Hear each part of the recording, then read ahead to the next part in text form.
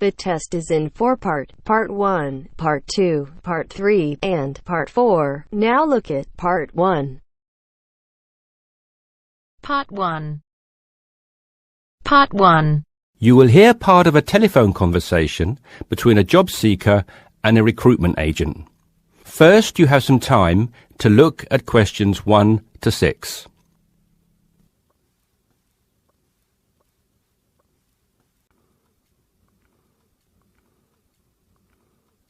You should answer the questions as you listen because you will not hear the recording a second time. Listen carefully and answer questions 1 to 6. Yes, so that's Janet Thompson. Would you like me to spell it? If you wouldn't mind, thank you. Just the surname, please. No problem. It's Thompson. Great. Now, Janet, before we go through the openings I have here in front of me, might I just take a few more details to complete your profile on my system? Of course. What would you like to know? Well, let's start with your email address, please. OK, janthompson@hort.net. I see. Is that Jan as in Jan? No, that wasn't available. I had to make do with Jann. Here, let me spell it for you again, just to be sure.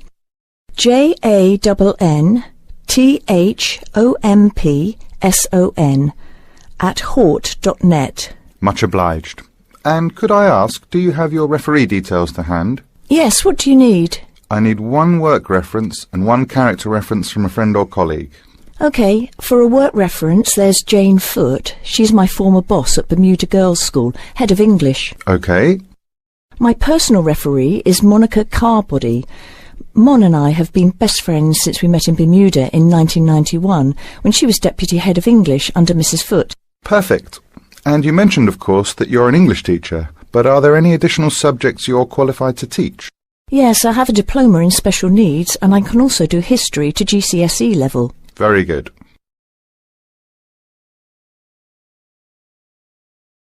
Before listening to the rest of the conversation, you have some time to look at questions 7 to 10.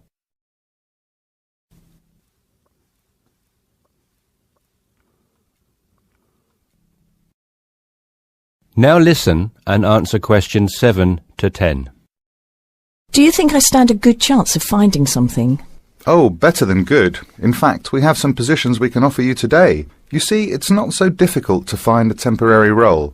Tell you the truth, there are plenty of them around, but getting a permanent position will prove a little more trying, though. Would you be prepared to take up a position short-term? Of course, anything that pays. Excellent. Well, there are 3 positions that I can offer you right now. The first is a teacher of English in LaSalle School. I'm sure you know it, right in the city centre. Yes, near where I live, actually. Even better.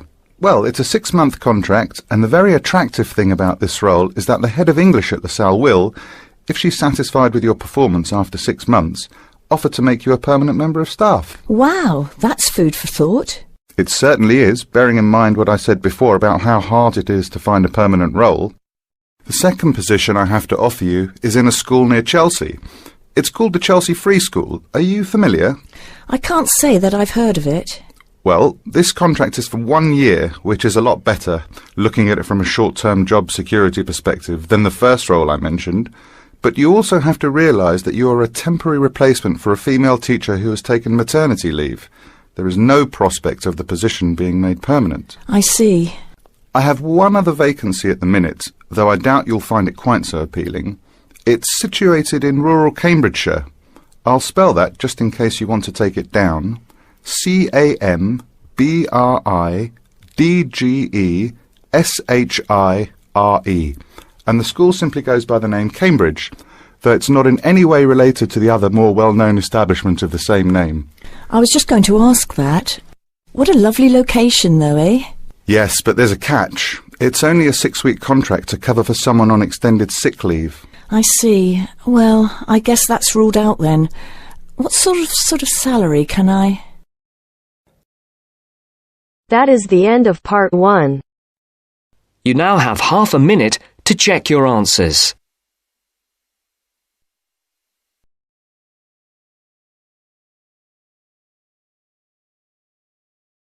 Now turns to Part 2.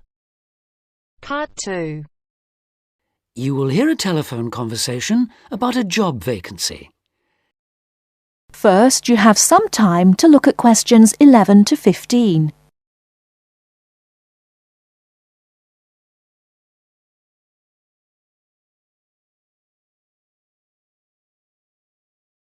Now, listen carefully and answer questions 11 to 15.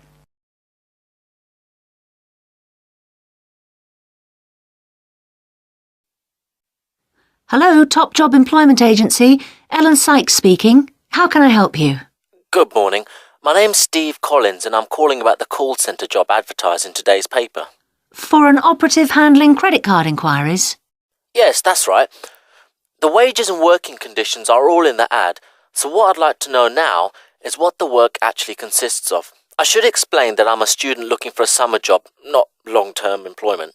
That's okay. The people at Intercard say they've always found students to be honest, which of course is essential in this line of work, and they have the basic IT skills needed there. Apparently, there have been a few who didn't find it easy to get there on time in the morning, but in most cases their punctuality is as good as anybody else's. Anyway, about the work, and I know a bit about this because, as it happens, I've worked there myself. Really? Yes, for about a year. You'd find that most callers would be people wanting to check the balance on their cards, query payments made and so on. And from those who've had their card stolen? No, they ring another number for that, an emergency line. People also call that number if they lose their cards. And what are most callers like? I mean, what kind of people are they? All sorts, really. All ages, every kind of background. Though one definite trend is the change in the number of women. Nowadays, they make up around 55% of the total, whereas years ago, there used to be a majority of men calling. At one time, I heard, as many as 3/4 of all credit cards were actually held by men, but that must have been long before I was there. It's certainly different now. So to do this job, what sort of experience do I need? None, really. Have you got a credit card yourself? Yes, I have. Then you probably know quite a bit about them already. And as a student, you're obviously intelligent, which of course you need to be for the job. So after a day or so working with an experienced operative, I'm sure you'll have picked up enough to deal with routine inquiries, which of course most of them are. But there are bound to be questions I can't deal with, at least at first. What happens then? In that case, you can ask a supervisor. They're very helpful to new staff. I think I like the sound of this. What do I do next?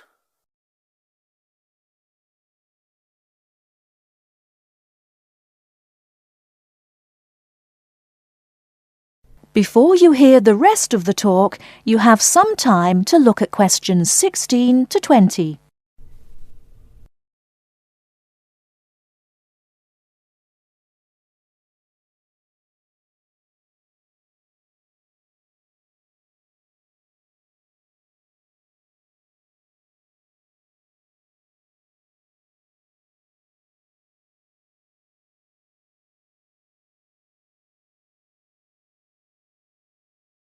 Now listen and answer questions 16 to 20. Can you get over there for 9:45 on Monday morning for an interview? Definitely, yes. Whereabouts are they? In Riverside Business Park. Do you know it? Yes, I've been there once. How do you usually travel? By bus. Right. So you take either the 136 or 137 to the bus station, and when you come out of there, you turn right. Along Orchard Road, that is. The road from the railway station? Yes, that's right. You go past the petrol station next to the car dealers, then carry on down the road. Do I take the first left at the main car park? Well, you could do that, and walk up Newfield Avenue alongside the shopping centre, but it's a long way round. I'd suggest continuing along Orchard Road, with the water company and then the insurance offices on your right. They used to be local government offices, by the way. Yes, I remember those. And you keep going until you reach the advertising agency. Now, facing that is a small road called Cherry Lane. There's a newspaper office on the corner, and opposite that is a big hotel, so you can't miss it. And how far down that road is it? Well, they aren't actually in Cherry Lane. You walk as far as the next junction and turn right into Armand Drive at the mail centre. Intercard is in the third building on the right, between the airline offices and the shipping company. Fine. I'll be there on Monday. Thanks very much. Bye. Good luck. Bye.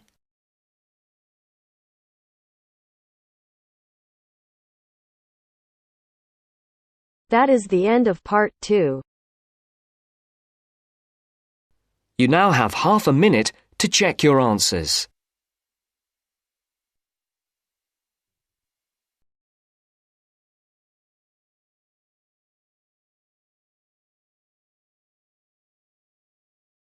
Now turns to part 3. Part 3. You'll hear 2 university students discussing a social science lecture they attended. First, you have some time to look at questions 21 to 24.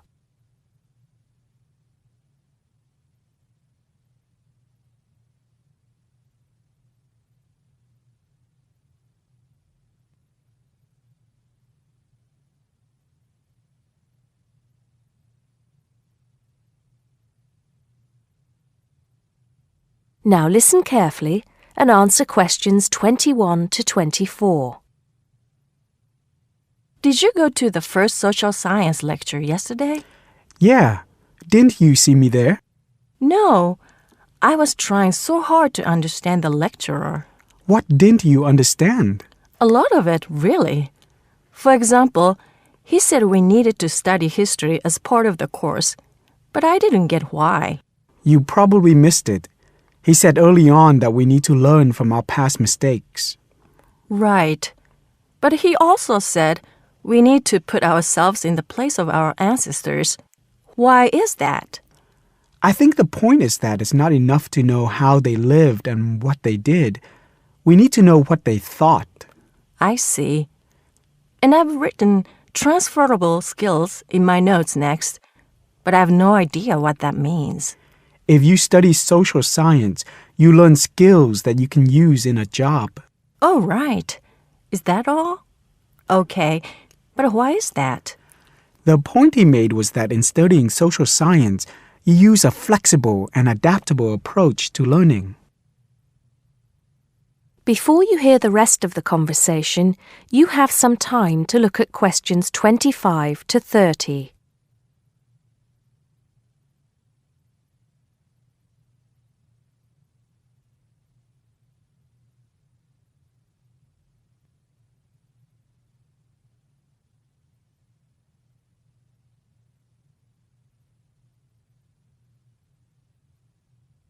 Now listen and answer questions 25 to 30.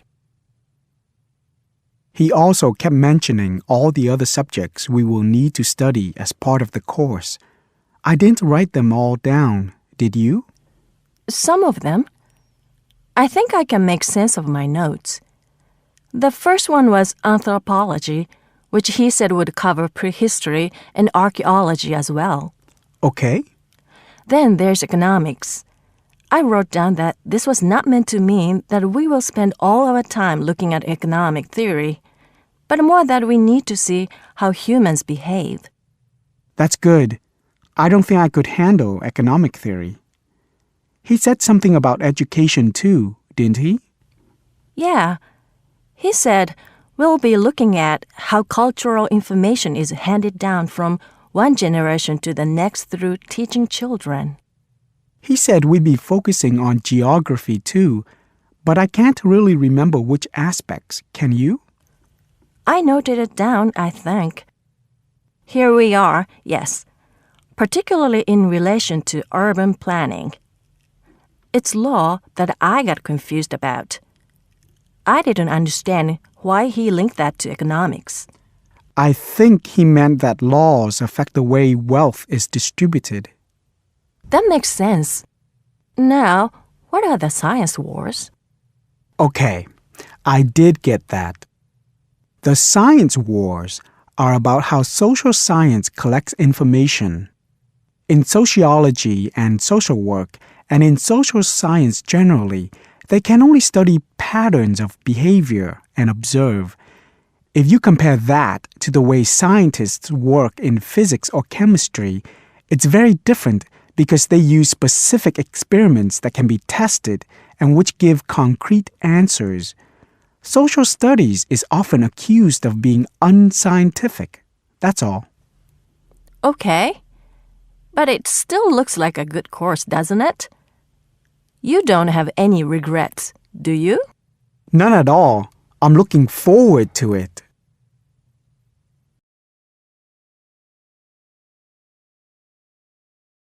That is the end of part 3. You now have half a minute to check your answers. Now turns to part 4. Part 4. Listen to the last part of the lecture. As you listen, complete the notes below. First, you have some time to look at questions 31 to 40.